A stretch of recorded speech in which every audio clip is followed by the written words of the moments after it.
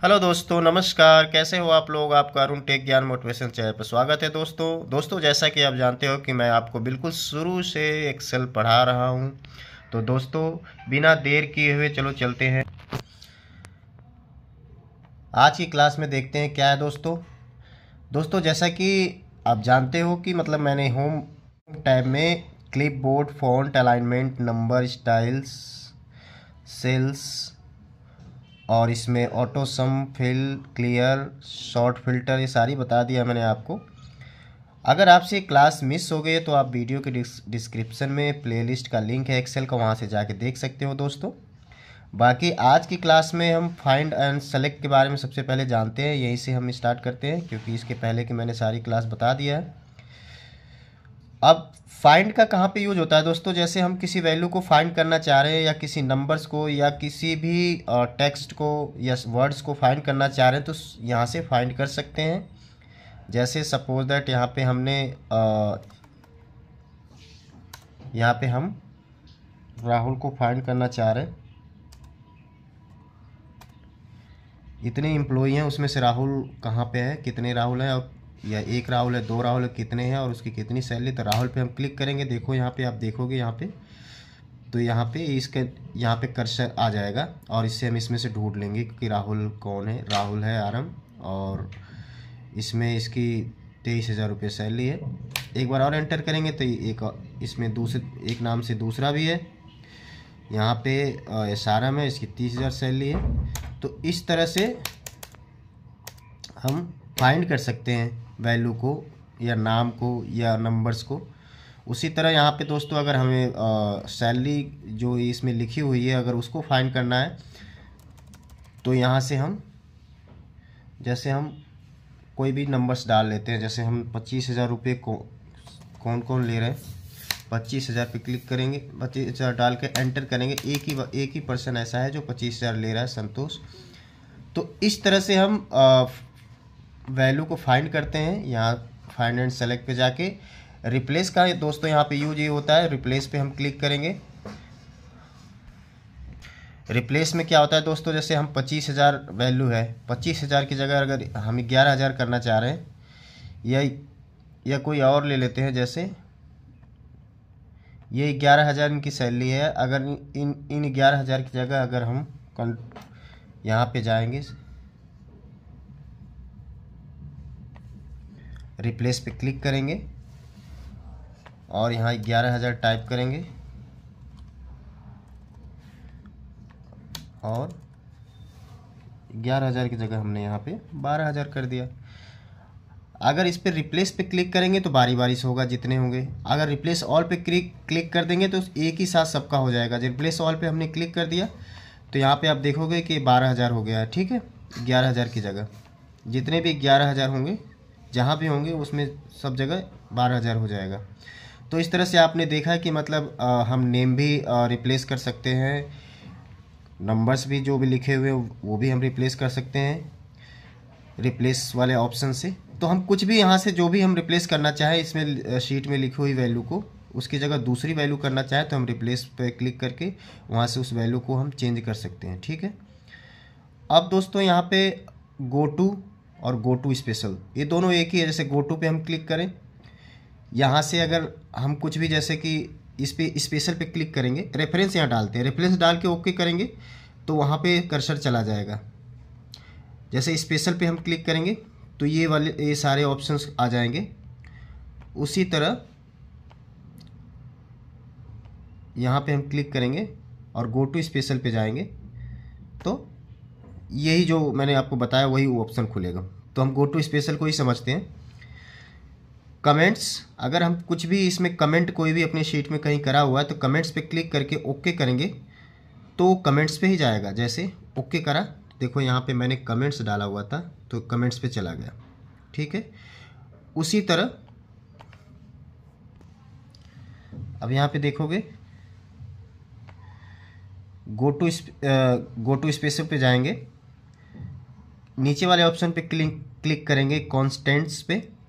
तो यहाँ पे हम जैसे नंबर्स को हम सर्च करना चाह रहे हैं तो टेक्स्ट पे क्लिक हटा देंगे, लॉजिक हटा देंगे, एरर हटा देंगे, केवल नंबर्स, हमें नंबर्स पे जाना है। तो जैसे यहाँ पे ओके करेंगे, यहाँ शीट पे ध्यान देना, जैसे यहाँ पे ओके करेंगे आप देखोगे कि कर्सर यहाँ था लेकिन ये पूरे नंबर्स में आ गए। तो हम नंबर्स वाले ऑप्शन में गो टू स्पेशल से चले जाएंगे। उसी तरह दोस्तों जैसे हम गो टू स्पेशल पे दोबारा से चल जाते हैं, यहाँ से दोबारा से आपको बताता हूँ, यहाँ दोबारा से जाते हैं गो टू स्पेशल पे, फाइंड एंड सेलेक्ट पे जाके कंस्टेंट पे क्लिक करेंगे तो इसमें टेक्स्ट पे जाना है, तो टेक्स्ट पे चले जाएंगे। लॉजिकल कोई है, कोई एरर है तो उस पर चले जाएंगे, ब्लैंक्स है तो उस पर जाएंगे, करंट रीजन है, करंट एरे है, ऑब्जेक्ट है। इस तरह से हम बारी बारी से सब पे हम गो टू स्पेशल में क्लिक करके जा सकते हैं। तो एक एक करके आप दोस्तों देख सकते हो। और अगर इसमें कुछ भी क्वेरी आती है, आपको समझ में नहीं आता है, तो आप मुझे कमेंट करके पूछो, मैं बिल्कुल आपको ज़रूर हेल्प करूँगा।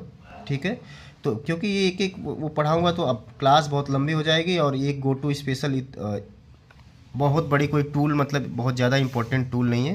ये अपने आप एक बार होमवर्क के तौर पे लेके इसे देख के कर लेना। अगर कोई भी कन्फ्यूजन हो, कुछ भी समझ में नहीं आया तो मैं ज़रूर बताऊँगा। ठीक है, बड़ी सिंपल सा है कि मतलब आपका कमेंट और कांस्टेंट का मैंने बता दिया कैसे हम जाके उस स्टेप बाय स्टेप करते हैं। उसी तरह आप भी करके एक बार देख लेना। कुछ भी क्वेरी होगी तो इसमें मैं आपको बता दूंगा, कमेंट आप करके पूछ लेना। ठीक है दोस्तों, अब चलते हैं दूसरे ऑप्शन पे।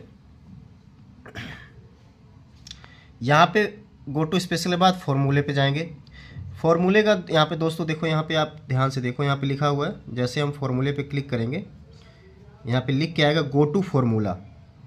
मतलब अगर कोई फॉर्मूला इस शीट में लगा हुआ है सपोज दैट, तो वो फॉर्मूले पे ही जाएगा। जैसे क्लिक करते हैं, इसे सेलेक्ट करके हमने यहाँ फॉर्मूला लगा लिया।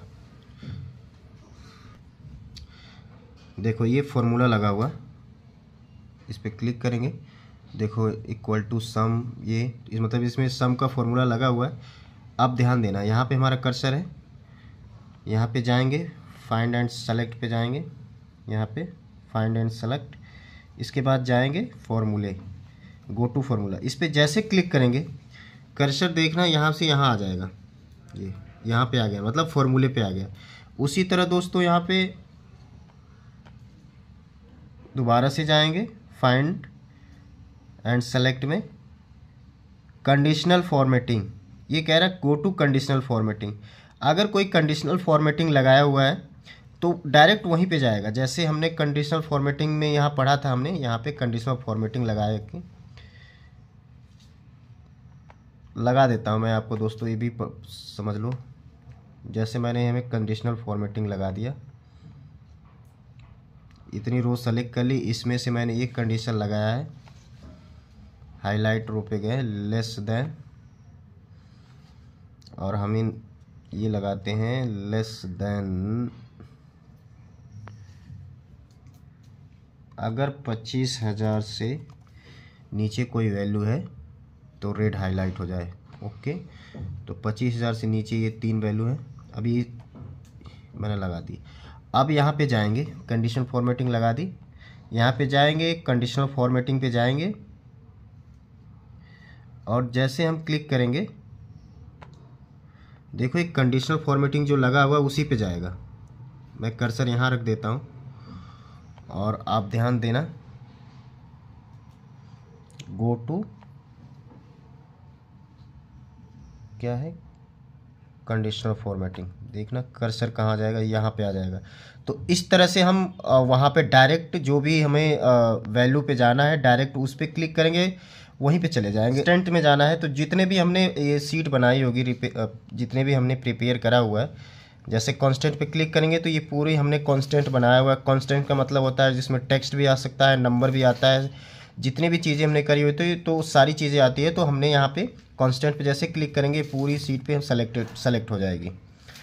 उसी तरह दोस्तों यहाँ पे डेटा वैलिडेशन में जाएंगे। अगर हम डेटा वैलिडेशन करा हुआ है तो उस पर हम क्लिक करेंगे तो वो डायरेक्ट वहाँ पे जाएंगे, क्योंकि यहाँ पे no cell were found data validation. ठीक है, अगर हम डेटा वैलिडेशन किसी में करा हुआ तो डायरेक्ट वहाँ पे वहाँ पे चले जाएंगे। ठीक है, सेलेक्ट ऑब्जेक्ट के बारे में जानेंगे कि ऑब्जेक्ट्स क्या होता है। तो उसके लिए दोस्तों मैं सीट को थोड़ा सा प्रिपेयर कर लेता हूँ। दोस्तों जो हमने कांस्टेंट लिखा हुआ है, जो भी सीट हमने प्रिपेयर करी हुई है, मैं आपको बता देता हूँ, आप भी देख लो।